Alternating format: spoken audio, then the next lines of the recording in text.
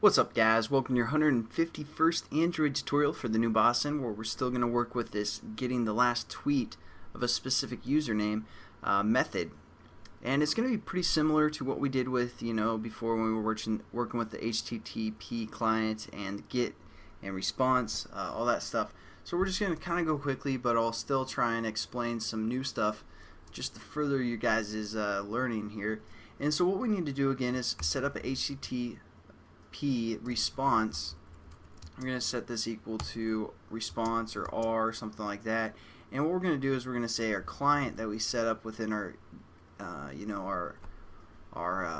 on create method. We're going to refer to that client, and then again we use the method execute. And what we're going to pass in here is basically this get method. So we're just going to say get and add our imports.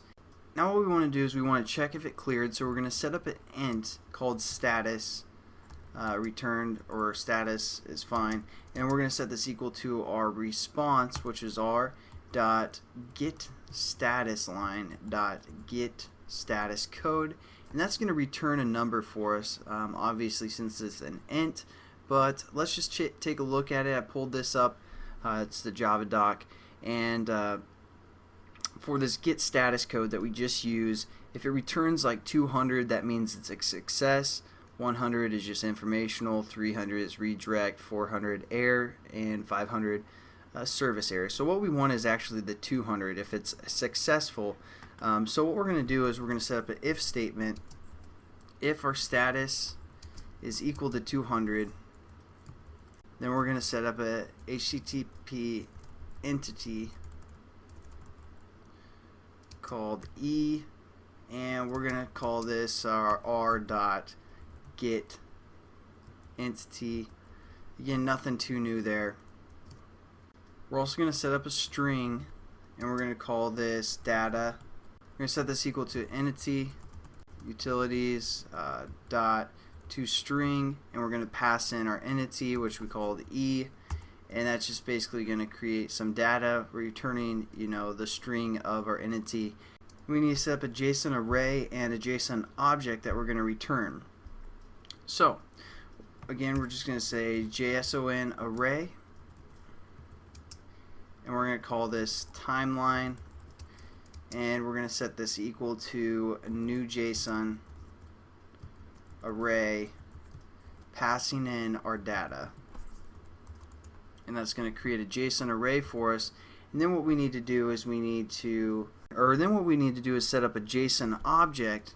So we're going to say JSON object, and we're going to call this last, for referring to the last tweet, because basically now what we're going to do is refer to our timeline that we just set up, which is our array, and that's going to return a lot of different objects, JSON objects, and we have different indexes. And basically the first, or the 0 index, is going to be the most recent tweet, like the next one's going to be second to most recent, etc. And since this method's called last tweet, we're going to say 0 here, and that's going to return a JSON object from our array that we set up, again according to all this stuff that we set up here as well. And we want position 0 because it's going to be the most recent. We could also say, the fifth most recent tweet, or I'm sorry, that'd be the 6th, but that'd be 5th, etc. But we want the most recent tweet, which is 0. Then all we're going to do is return again our JSON object, so we're going to return last. So there we go. We also need to return if this status is not equal to 200, if we got some sort of an error. So we're going to say else return null.